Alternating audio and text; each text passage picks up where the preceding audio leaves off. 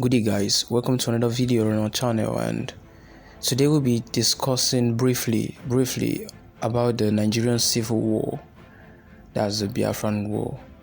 And before I begin, please, if you haven't subscribed to our channel, please do hit the subscribe button down, turn on post notifications so you can see all our videos once we put them up, and don't forget to like this video and leave a comment for us.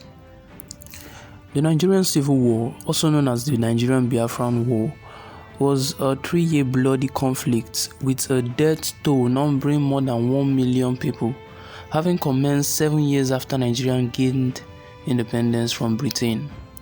The war began with the secession of the southeastern region of the nation on May 30, 1967, when it declared itself the Independent Republic of Biafra. The ensuing battles, as well publicized human suffering, prompted international outrage and intervention. Carved out of the west of Africa by Britain without regard for pre-existing ethnic, cultural and linguistic division, Nigeria has often experienced an uncertain peace following decades of ethnic tension in colonial Nigeria. Political instability reached a critical mass among independent Nigeria's 3 dominant ethnic groups: the Hausa, Fulani in the north, Yoruba in the southwest, and the Igbo in the southeast. On January 15, 1966, the Igbo launched a coup d'etat under the command of Major General Johnson Thomas Umunnakwe Aguiyi-Ironsi, in an attempt to save the country from what the Igbo leaders feared would be political disintegration. Shortly after the successful coup, widespread suspicion of Igbo domination was aroused in the north among the Hausa Fulani Muslims, many of whom opposed independence from Britain.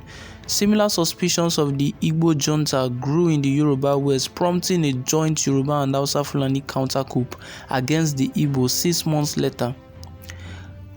Counter-coup leader General Yakubu Gowon took punitive measures against the Igbo. Further anger over the murder of the prominent Hausa politicians led to the massacre of scattered Igbo populations in the northern Hausa Fulani regions. The persecution triggered the move by Igbo separatists to form their own nation of Biafra the following year. Less than 2 months after Biafra declared its independence, diplomatic efforts to resolve the crisis fell apart. On July 6, 1967, the federal government in Lagos launched a full-scale invasion into Biafra, expecting a quick victory.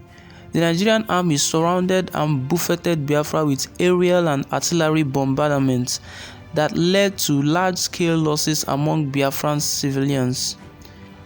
The command was divided into 2 brigades with 3 battalions each.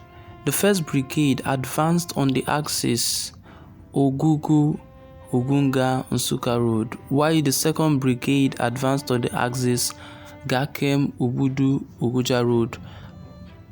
By 10 July 1967, it had conquered all the assigned territories. By 12 July, the 2nd Brigade had captured Gakem, Ugudu and Oguja. To assist Nigeria, Egypt sent 6 bombers flown by Egypt's air crews.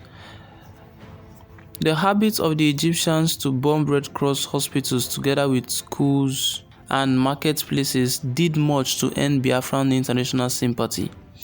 Enugu became the hub of successions and rebellion, and the Nigerian government believed that once Enugu was captured, the drive for succession would end. The plans to conquer Enugu began on 12 September 1967, and by 4 October 1967, the Nigerian army had captured Enugu. Nigerian soldiers under Murtala Mohammed carried out a mass killing of 700 civilians when they captured Asaba on the River Niger. The Nigerians were repulsed 3 times as they attempted to cross the River Niger during the October, resulting in the loss of thousands of troops. The first attempt by the 2nd Infantry Division on 12 October to cross the Niger from the town of Asaba to the Biafran city of Onitsha coast, over 5,000 soldiers of the Nigerian army were killed, wounded or captured. 17th to 20th of October 1967 was a military conflict between Nigerian and Biafran military forces. On 17 October 1967, Nigerians invaded Calabar led by the Black Scorpion, Benjamin Adekunle, while the Biafrans were led by Colonel Owu Ogi, who was responsible for controlling the area between Calabar and Opopo. And Lin Garrison, a foreign mercenary. The Biafrans came under immediate fire from the water and the air. For the next 2 days, Biafran stations and military supplies were bombarded by the Nigerian Air Force. That same day, Lin Garrison reached Calabar but came under immediate fire by federal troops. By 20th October, Garrison's forces withdrew from the battle, while Colonel Ogi officially surrendered to General Adekunle on 19th May 1968. Port Harcourt was captured also. With the capture of Enugu, Bonny, Calabar, and Port Harcourt, the outside world was left in no doubt of the federal supremacy in the war. Biafran propaganda always blamed military defeat on saboteurs. Within the rank of the Biafran officer and both officers on the other ranks were encouraged to denounce suspected saboteurs. Throughout the war, Biafran officers were far more likely to be executed by their own side than the Federal Army, as Ojukwu conducted purges and had officers who were merely accused of being saboteurs taken out and shot.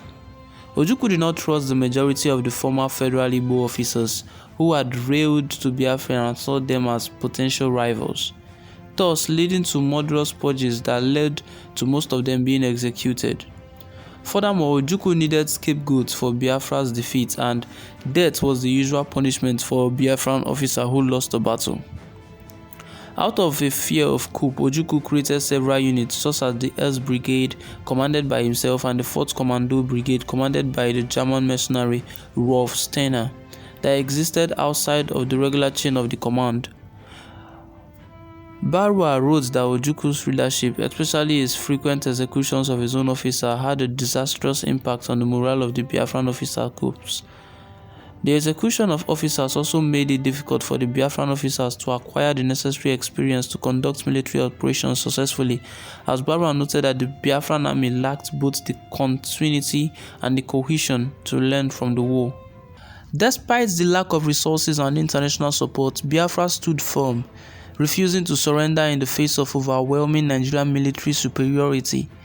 The Nigerian army, however, continued to slowly take territory, and on January 15, 1970, Biafra surrendered when its military commander, General Chukwuemeka Odumegwu Ojukwu, fled to Cote d'Ivoire during the Civil War. The following people were commanders and leaders in the war. On the side of the Nigerian military, Hassan Katsina, Mohammed Shua, Benjamin Adekunle, Theophilus Danjuma, Shehu Musa Yaradua, Yakubu Gowon, Murtala Mohammed, Olusegun Obasanjo, Muhammadu Buhari, Ibrahim Babangida, and Sani Abacha. Now on the side of the Republic of Biafra, Odumegwu Ojukwu, Philip Effiong, Rolf Steiner, Jan Zumbach, Lin Garrison, Taffy Williams, Victor Banjo, Obuogo Kalu, Joseph Achuzie, Timothy Onwatuegwu.